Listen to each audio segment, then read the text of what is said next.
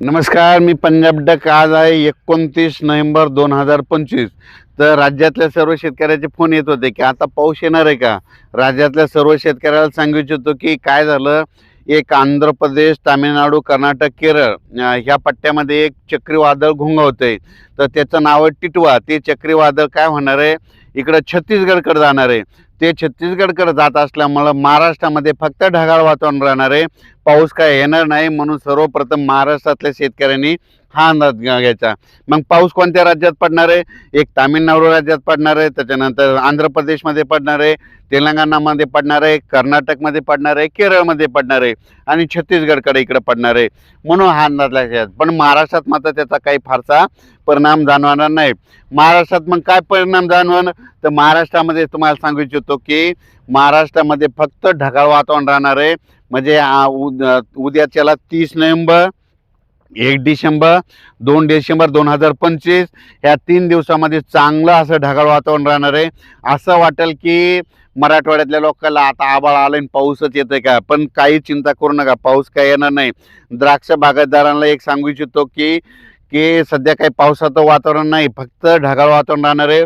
पण हे ढगाळ वातावरण राहत असल्यामुळं राज्यामध्ये धुकं राहणार आहे, धुळी राहणार आहे, धुराळी राहणार आहे. म्हणून हा अंदाज लक्षात यायचा. मग सांगायचं झालं तर फक्त चंद्रपूर, यवतमाळ, इकडं आदिलाबाद, धर्माबाद ह्या पट्ट्यामध्ये जरा जास्त ढगाळ वातावरण राहील 3 दिवस, आणि तिकडे 2-3 ठिकाणी थेंब देखील पडतील. म्हणून ही अंदाज लक्षात यायचा. पण राज्यात मात्र उर्वरित भागात म्हणजे उत्तर महाराष्ट्राकडे कुठंच पाऊस पडणार नाही, पश्चिम महाराष्ट्रात देखील पाऊस पडणार नाही, मराठवाड्यात देखील पडणार नाही, विदर्भात देखील पडणार नाही.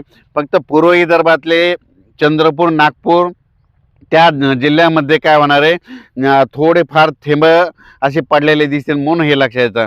पण राज्यात मात्र पावसाचा कुठं जास्त पडणार नाही, पाऊसच येणार नाही. म्हणून हा अंदाज लक्षात यायचा. राज्यातल्या सर्व शेतकऱ्याला सांगू इच्छितो की याच्यामध्ये फक्त ढगाळ वातावरण असल्यामुळे दिवसा देखील धुकं धुई राहणार आहे. दिवसा देखील असं वातावरण धुकं पडल्यासारखं असं दिसणार आहे. म्हणून हे लक्षात यायचं.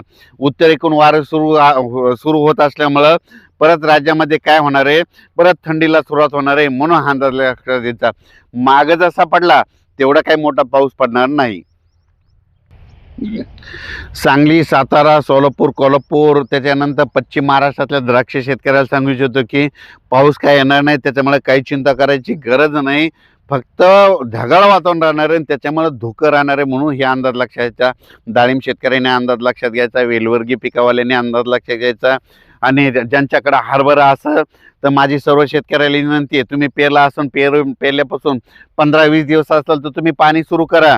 कारण की सुरुवातीला काय करा, 5-5, 7-7 घंट्याचं, 5-5, 4-4 घंट्याचं ओलीला ओल जाईपर्यंत पाणी द्या, आणि त्याच्यामुळे तुमचा हरभरा देखील चांगलं जोमात येणार आहे.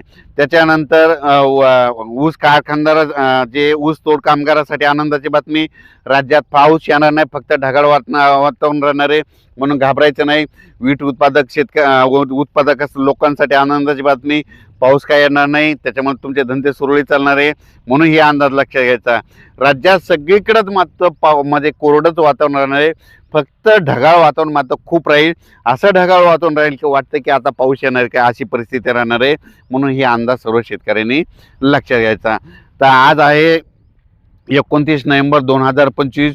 हे जे अंदाज दिलेला आहे हे माझं युनिज कंपनीचे 81 नंबरचा कोरडवाहू शेतामध्ये असा माझा 18 एकर हरभरा आहे. या हरभऱ्यातून मी महाराष्ट्रातल्या शेतकऱ्याला अंदाज दिलेला आहे. आणि पाहू शकता किती दाट आहे, म्हणजे इतका दाट पेरलेला आहे. जरी मर लागली तर याच्यामध्ये सगळे सपादून